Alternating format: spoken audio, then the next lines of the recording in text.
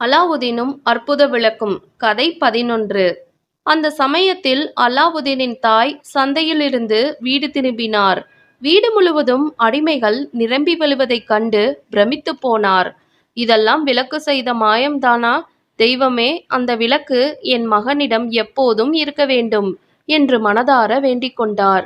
அம்மா, இனி ஒரு கணமும் தாமதிக்க கூடாது. உடனே சுல்தான் கேட்ட பரிசுகளை அவரிடம் கொண்டு செல்லுங்கள். இப்போதே போங்கள். அவருக்கு அல்லாவுதீன் இதுவும் கொடுப்பான், இன்னமும் கொடுப்பான் என்று இதிலிருந்து தெரிந்து கொள்ளட்டும். அல்லாவுதீன் கதவை திறந்தான். வாலிப அடிமைகளும் அடிமை பெண்களும் ஜோடிகளாக வீதியில் அணிவகுத்துச் சென்றனர். தெருவில் போவோர் வருவோர் எல்லாம் இந்த அதிசய காட்சியை மெய்மறந்து ரசித்தனர். அடிமை பெண்களின் அழகும் அவர்களின் ஆடைகளும் மற்றவர்களை மயங்கச் செய்தது. அந்த பெண்களின் உடைகள் தங்கத்தால் நெய்யப்பட்டிருந்தன. அதில் மணிகள் இழைக்கப்பட்டு ஜொலி ஜொலித்தன. தங்க தாம்பாள தட்டுகளில் இருக்கும் நகைகளை பார்த்த அனைவரின் கண்கள் மினுமினுத்தன. அவற்றில் இருந்த நகைகளின் ஜொலிப்பும் சூரிய ஒளியையும் மிஞ்சிவிட்டது. ஒவ்வொரு தாம்பாளத்தட்டும் தங்கத்தால் நெய்யப்பட்ட கைக்குட்டையால் மூடப்பட்டிருந்தது. அந்த கைக்குட்டை துணியிலும் மணிகள் கொண்ட அழகிய வேலைப்பாடுகள் செய்யப்பட்டிருந்தன. இந்த மிகப்பெரிய ஊர்வலத்திற்கு அல்லாவுதீனின் தாய் தலைமையேற்று நடத்தி வந்தார். இறுதியில் அந்த ஊர்வலம் மாளிகையை வந்தடைந்தது. படைத்தலைவர்களும் அவை பிரமுகர்களும் இக்காட்சியைக் கண்டு பெரிதும் வியந்தனர். தங்கள் வாழ்நாளில் இது போன்ற ஒரு காட்சியை அவர்கள் கண்டதே இல்லை. சுல்தானுக்கு தகவல் தெரிவிக்கப்பட்டது. அவர் உடனே ஊர்வலத்தினரை உள்ளே வரச் சொல்லி உத்தரவிட்டார். அனைவரும் சுல்தானை வணங்கி அவருக்கு வாழ்த்து கூறினார்கள். பின்பு அவர்கள் ஏந்தி வந்த தங்க தாம்பாளங்களை சுல்தான் முன்பு வைத்தனர். அடிமை பெண்களின் அழகு சுல்தானை பரவச வெள்ளத்தில் அழுத்தியது. தங்க தாம்பாளத்தில் மணிகளின் குவியலை கண்ட சுல்தானுக்கு ஒரு கணம் மூச்சும் பேச்சும் நின்றுவிட்டது. இந்த குறுகிய நேரத்தில் இதைவிட அதிசயம் என்ன நடந்துவிட முடியும் என்று சுல்தான் வியந்தார்.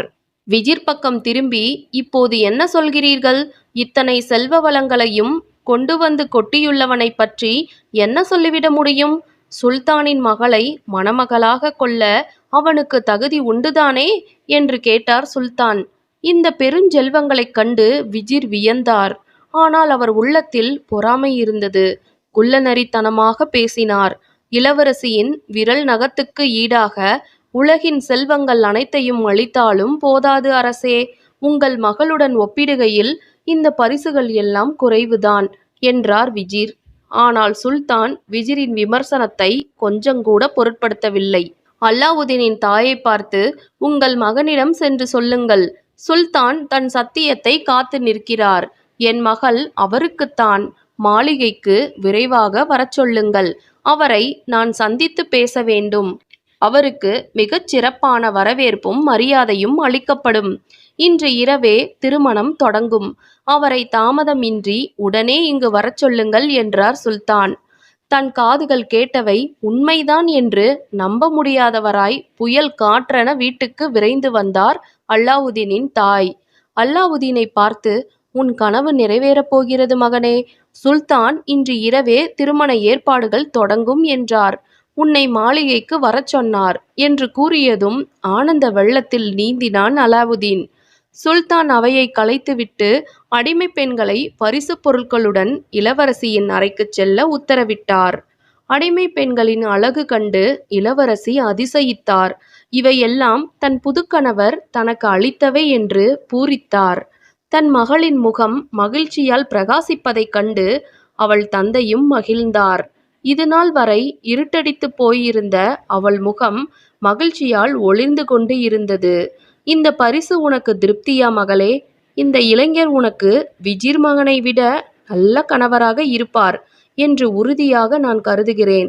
அவருடன் நீ சந்தோஷமாக இருப்பாய் மகளே என்று வாழ்த்தினார் சுல்தான்.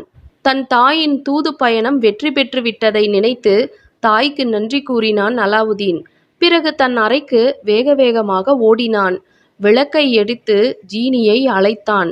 விளக்கின் அடிமையே, உலகில் எந்த மன்னரும் அணியாத உயர்தர ஆடைகளை எனக்கு கொண்டு வா என்றான்.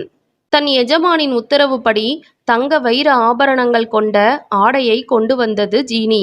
அல்லாவுதீன் ஏழை தையல்காரரின் மகன் போல் இல்லை. இப்போது அவனை பார்க்கும்போது ஒரு அரச குடும்பத்து இளவரசன் என்று நினைப்பார்கள். அவ்வளவு பேரழகுடன் இருந்தான் அல்லாவுதீன். வேறு ஏதாவது உங்களுக்கு தேவையா கேளுங்கள் என்றது ஜீனி. ஆம், எனக்கு 4 டஜன் அடிமைகளை கொண்டு வா.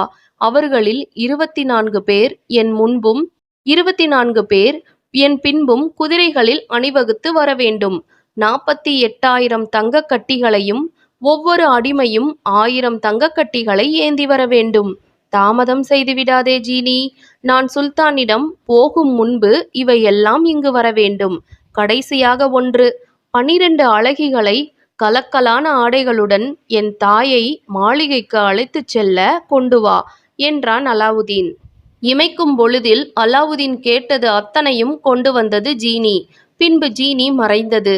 அடிமை ஒருவரை அனுப்பி சுல்தான் தன்னை வரவேற்க தயாராக உள்ளாரா என்று பார்த்து வர சொன்னான் அலாவுதீன்.